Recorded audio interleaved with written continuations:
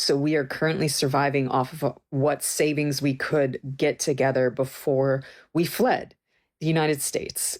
It just doesn't stop. Welcome back to Moose and Loose. My name's David. Today we have the far left, the woke left, calling out how bad Canada's MAID system has become. This is where we are today, where the left are calling this out. We've got Tom Mulcair, NDP Tom Mulcair, calling out and humiliating the NDP candidates running for leadership. You can't make this stuff up. We got a bunch of other stuff here. Doug Guzman, Don Farrell. Let's jump into this. Starting this one off, we got Sheree Teest posting this, the latest innovative research Quebec poll modeled out. The poll itself we see here, the BQ, the Separatist Party in Quebec, has 31% plus 17. So the separatist movement very strong in Quebec right now, but we are seeing the Liberals here plus 12 at 26, Conservatives plus 5 at 18, and minus 27 for Coalition Avenir Quebec. And modeled out, what do we see? The Separatist Party here, 75 seats plus 72. Wild. Liberals at 41 seats. Moving ahead, we've got a poll here. Majority of Canadians want Governor General's $393,000 salary cut after latest raise. Of course, she doesn't do anything. She shows up for a couple of photo ops, brings out the ceremonial artifacts, goes over to Greenland to launch a new embassy for a country with 66,000 people that has 19 Canadians that live there. Says here Mary Simon received a $15,000 raise this year, bringing her up to $393,000. This is preposterous. She almost makes as much as the Prime Minister and she does almost nothing. Moving ahead, we've got $10.99 for blueberries in Canada because, well, liberal inflation is a real thing. We've got Pierre Poilievre blasting the BC Human Rights Tribunal. This organization's a complete joke after they fined Chilliwack, BC school trustee Barry Newfield $750,000 for saying there are two genders, calling them mad censors. That's right, he's going to lose his entire life savings and probably some more because he said there's two genders. That's how broken our country is. Moving ahead, we've got Marty with this one, pointing out the government waste. We've got 8-fold expenditure increase at the Department of Women's and Gender Equity Canada. And well, yeah, it speaks for itself here. So he can see the spending back here. This is when Stephen Harper was in power. Justin Trudeau gets in right there, and you can see this just goes to the moon. And this is where the far off ripoff essentially came from, that whole segment, because Trudeau just starts sending our money over to Africa and just disappears, and nobody sees that money ever again. People are getting a lot of money, millions of dollars in places where there's no auditing the money. Is this money laundering? Looks like it. Will we ever know? I don't know. Maybe when the Conservatives finally get into power, we can open up the books and see where this money truly went. One thing's for certain, the number of Canadians eating at food banks has absolutely skyrocketed. And we've got Tom Mulcair making fun of one of these NDP candidates, Avi Lewis, the frontrunner, on CTV. You can't make this up. It's an NDP making fun of an NDP for being too radically left.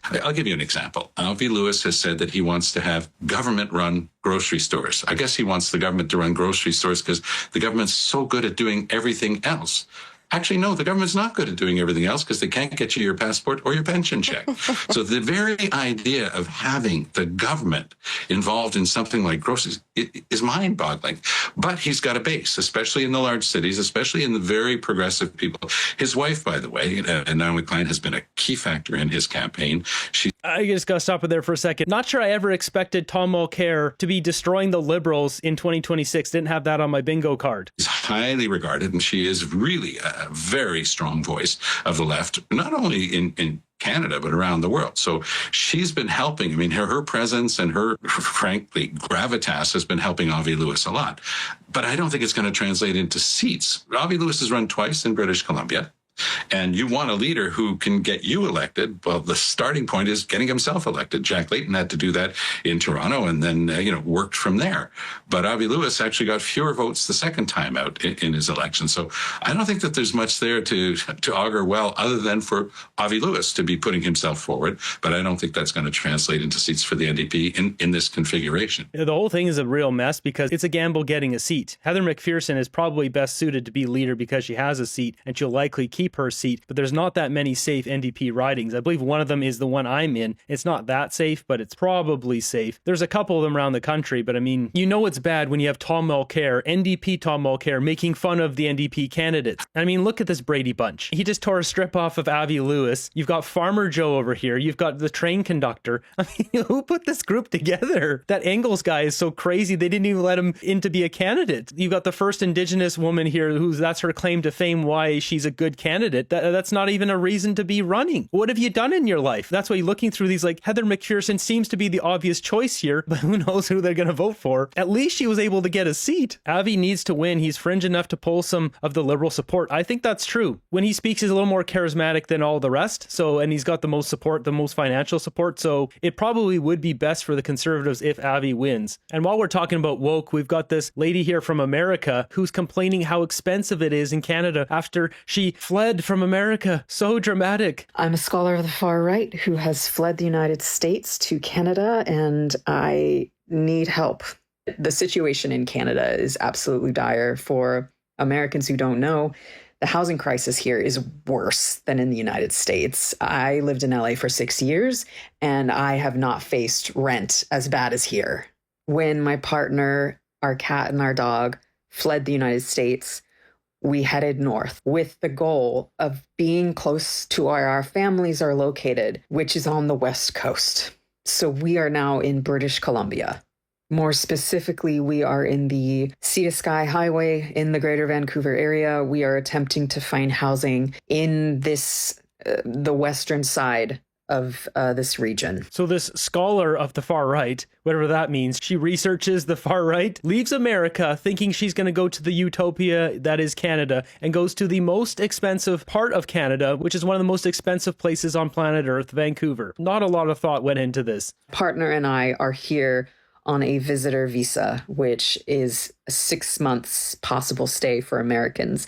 But while you're here on a visitor visa, you can't work. There it is. This plan just got even dumber. They can't work and they're living in Vancouver, unable to make money. But don't worry, folks, this gets dumber. So we are currently surviving off of what savings we could get together before we fled the United States. And that's not terribly much. And in Canada, I think it's actually the cost of living crisis is worse here, especially when you are shut out of the healthcare system, when you can't access any of the resources that Canadians have access to. And that's understandable. You know, I'm not a citizen of the country, but it is making the financial situation dire because we can't work. So they didn't save money. They fled America and the evil Donald Trump, so scary, to go to British Columbia, go to Vancouver, the most expensive city in North America. And now she's complaining that they don't have enough money. They can't make money. This is the dumbest plan I've ever heard. There are 2 adults, a cat and a dog. We are looking for more than a room, but 1 bedroom, 2 bedroom for free or below market rates. And I know that's a huge ask, but that's what we need. Canadians have been asking where I'm located. No, you need to go home. Canadians are already living in the streets. If there's free places to live, it'll be for Canadians. Time to go home. And what I need, because y'all are such lovely human beings, this is the ask. If you could help me by interacting, reposting this video, I would very much. This is pathetic. This video is pathetic. There's no thought in this. If they really wanted to do this, they should have bought a van. They should have moved into it, built a bed in there, drove up here, had a place to stay. It would have been free. They could have just van life, park out in the woods, park in big box store parking lots. Instead, what do? They flee America and go to the most expensive place. This is the left right here. Just completely irrational, no logic whatsoever. If you're not born as 65-year-old with a pension heavily indexed in U.S. shares, you'll never survive in Canada. Moving ahead, we've got this one here. Wow. Disabled Canadians being offered MAID simply because they live alone and care is expensive for them. Look at this. This is coming from a lefty, from Kelly, saying, I'm about as far left as you can get, but we have problems with MAID in Canada. How do I know? It was offered to me in lieu of care. I'm disabled. I was alone. My condition's expensive. Yes, I was allowed to say no, but no alternative care was offered. That's coercion. Even the left are calling out how draconian this is. Matt Walsh called this out today too, how bad MAID is. It's on the American media, how the government is ending Canadians' lives and offering, well, right here, you can see offering MAID instead of care. The Liberals are disgusting what they're doing. On this episode of Far Off Ripoff, we've got this one here. This is coming from Andy Lee. This is a different kind of far off ripoff. We've got Canadian taxpayers spending almost $9 million to renovate office building space at the Embassy of Canada to the Philippines in Manila. Why? Why would we spend that much money? They're not even building something new. In the Philippines, everything's dirt cheap in the Philippines. What are they doing with $9 million? If somebody's over there, go over there and take some pictures or some video of what this looks like in there. Send it over. Have done office builds in the Philippines and have been to this embassy and know they are building very well. This cost would assume that they are doing a complete gutting reno on all 3 floors in their Tier 1 office building, RCBC Plaza, and paying above even premium office fit rates per square meter. There it is. Like, this is way over cost. Not adding up unless it's more or less complete tear down and redo high-end fixtures across the board. End result seems wasteful regardless, considering it's fairly standard office and the current build is more than adequate. That's just it. I'm sure most of these embassies, they're totally fine. The government's just like, yeah, let's just rebuild that, completely waste taxpayer dollars when we got people living in tents. We got Brian Lilly posting this. We've got F-35 reports. There's all this talk of F-35s. The government has done a full report on this. It's very clear. The Gripen's on the right, F-35s on the left. You can see the score here. Mission performance, 97%. Upgradability, 100%. Sustainment, 85, 86, 67, which is the lowest. Capability, delivery, overall 95%. The Gripens get a failing rating on everything. They don't even beat the F-35s on anything. The closest is 81 to 85 here. 22% on mission performance. Overall, 33%. This should put this to bed. No more talk about the Gripens. The only reason why the left keep pushing this because it's anti-America. It's so irrational. It's insane. With all this talk of Donald Trump and getting a deal, Carney bringing in Janice Charette. What does she have to say about our negotiating ability? We actually, I think, have amongst the best trade negotiators in the world. And in fact, they've been described to me as ninja trade negotiators for Canada.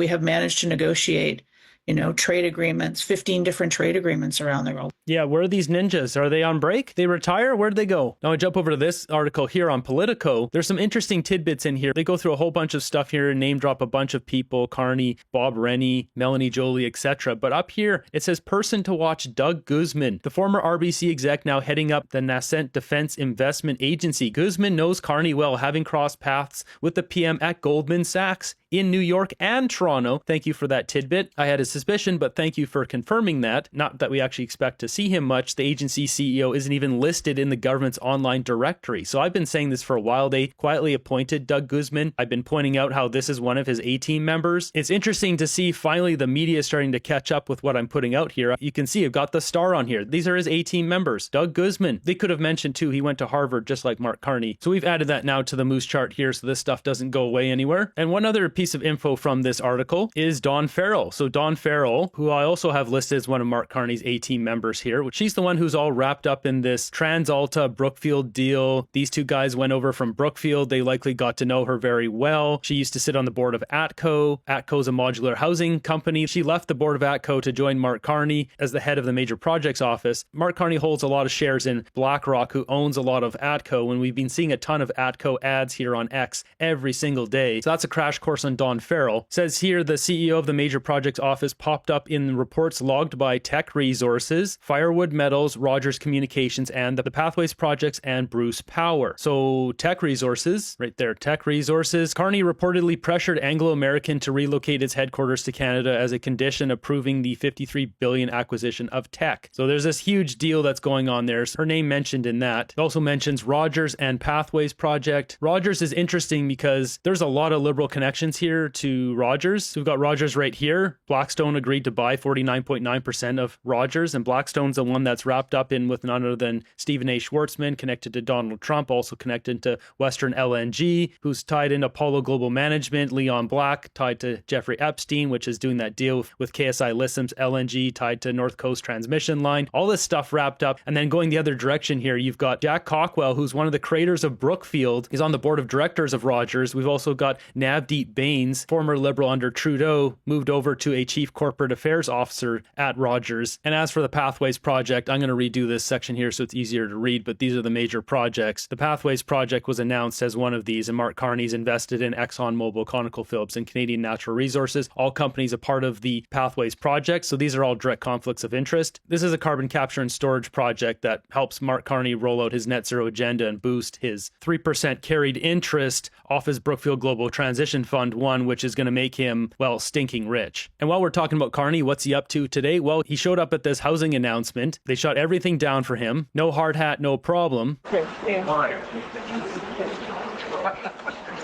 That's my mark? Yes.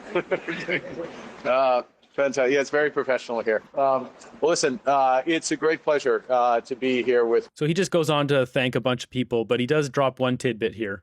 It was a year ago last week.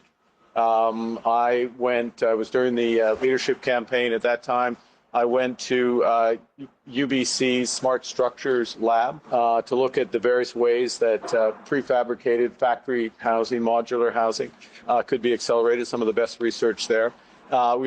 So he mentions the prefab modular housing, and well, that's no surprise. He mentioned that before the election because not only does he have shares in BlackRock, which are invested in Atco, which is a modular housing company, but Brookfield themselves owns Modulaire Group, which is a modular housing company. Of course, he's going to push this because then eventually he'll be sending over multi-million-dollar contracts or billion-dollar contracts to Modulaire Group to build houses, and Brookfield makes more money. Moving ahead, we've got this petition here that was started, back in December. We've got this one's being sponsored by conservative Leanne Rood. Of this writing here, I don't want to read on camera. This is the by-election petition. We, the undersigned citizens and residents of Canada, call upon the House of Commons, require that any member of Parliament who crosses the floor to join another registered political party must vacate their seat and trigger a by-election in their riding, while permitting them to sit as an independent without such a requirement. This petition here had been started on December 18th, 2025, and in just a couple of months, it's already got 44,000 signatures. If we search the petitions here and go signatures most, what do we have? The by-election one is at the top. This is the top petition right now. This is an easy way to see what the people want. Now, these petitions, they don't go anywhere. The Mark Carney government, the Trudeau government never acted on any of them. Maybe we should change that. Maybe these should turn into referendums that people vote on and it changes the laws in Canada without Parliament having an ability to push back against it. It's the will of the people. Maybe we should change this system.